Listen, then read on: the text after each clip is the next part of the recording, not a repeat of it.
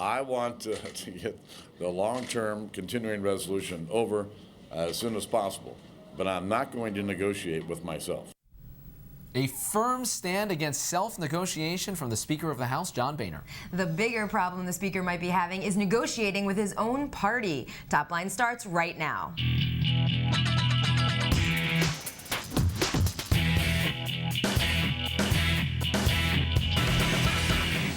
Hello and welcome to ABC News Top Line. I'm Rick Klein. And I'm Karen Travers. Every day at noon Eastern, we're right here bringing you the latest in politics, negotiations or not. It's twitter.com/Rick Klein, twitter.com/Karen Travers. What is your top line, Karen? Starting right off, Republican revolt. Frustrated by the budget negotiations that continue to drag on and still only producing short-term solutions, the conservatives in the House and Marco Rubio in the Senate are saying, no more. We're done. We are not going to vote for this 3-week continuing resolution. And Rick, this could spell big problems for Speaker Boehner as he tries to keep his own caucus together on this. That's right. A growing sense that this may be the last short-term CR they can do. They're going to have to do something more serious, and that's going to have to include big cuts as well. An interesting tidbit from our new ABC News Washington Post poll found that the public is much more likely to hold Republicans responsible for a budget fight, and there's more trust in the president on the economy, a 12-point gap that the president is very glad to see right now. No question about that.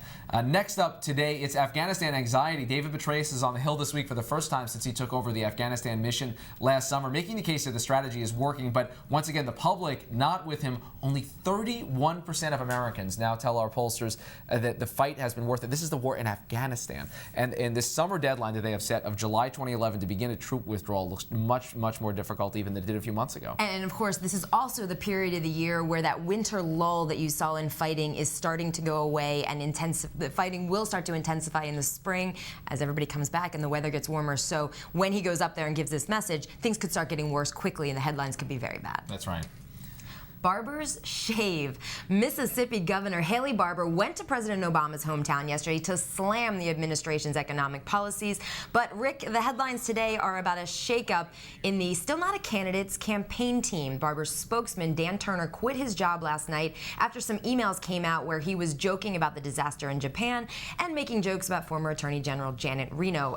Hello, back to 1994 there for the joke, but not exactly the headlines that the Barbour team would want to have today when he goes and gives that big speech, sort of putting himself on the stage as a presidential candidate, but not quite yet. He sure looks like a candidate when you have a trigger finger like this, and I think we can add to that cardinal rule of never mentioning Nazis as a politician. Don't make jokes about natural disasters that just happen. It never works out well. And finally today, yes, he came. This may be the weirdest candidacy rollout since Newt Gingrich a couple of weeks ago. The tweets were flying yesterday that Tim Kaine, the DNC chairman, had announced his candidacy for Senate in Virginia and did it at a class at the University of Richmond. Now, Kaine's folks say this was only him saying that he's seriously considering it, which he said before, but students who were in there insisted that he did declare his candidacy when and if he actually makes it official. I guess we'll have those students to thank for the scoop.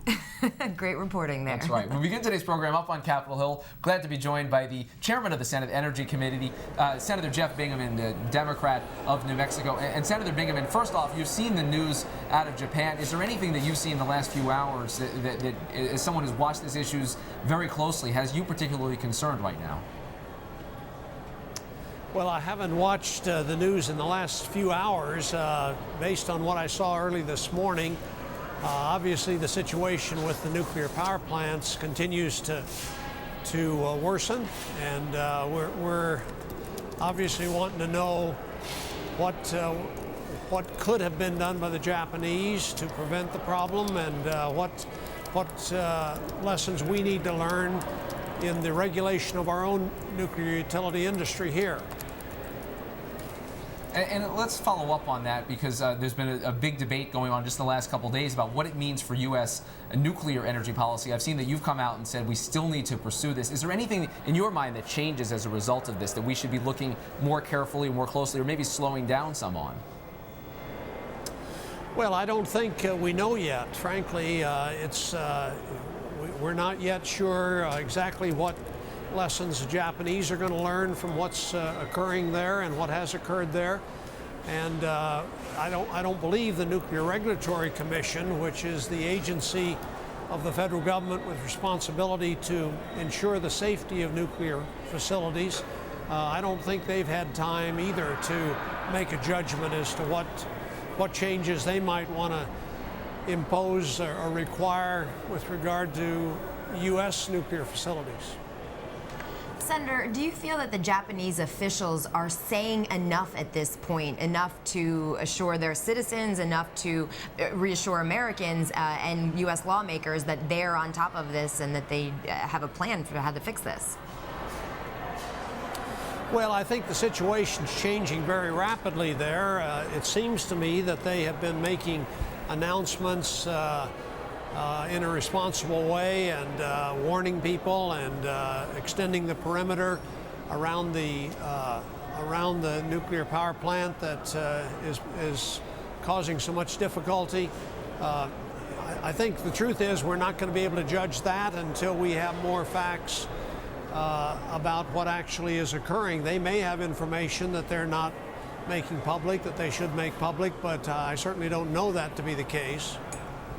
Are you still convinced, obviously there's a lot we don't know right now, but are you still convinced that nuclear energy is a safe alternative and something that needs to be pursued by the United States as we try to move toward energy independence? Well, I think we have depended on nuclear power for many decades to meet much of our electricity needs, and I think we will continue to in the future, and I do believe we can produce power safely. We have done that. We've done it for many decades. Clearly, we need to be sure that the design that we're using on our nuclear power plants is the very best and the safest design, and whatever changes we need to make in those designs or in the regulation of those plants, we need to make. But I'm not persuaded that nuclear power should be deleted from the list of options that we look at. Senator, you said that you're going to hold a hearing on what happened in Japan. Are you hearing from other lawmakers that they might be considering taking nuclear power off that list of options? Well, I think there are probably some members of Congress who would not favor continued use of nuclear power or expanded use of nuclear power. That's been the case before the Japanese crisis, and it certainly would be the case today. But most members of Congress, I believe, recognize the importance that nuclear energy provides in our energy mix. I'm a strong believer that we need to have a diversified set of supplies for our energy needs, and nuclear power is one of them.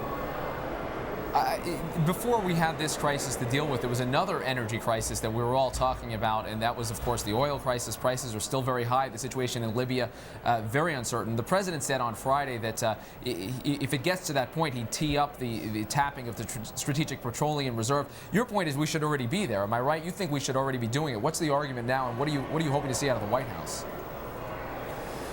Well, I think the president made the right statement the other day where he said that he is monitoring the situation. He's ready to use the Strategic Petroleum Reserve if he thinks that that's appropriate, and we would do it if we did it in coordination with our allies. I think that's a responsible position for him to be taking, and frankly, he's got access to a lot more information than I do and that the rest of us do about the changes on the ground there.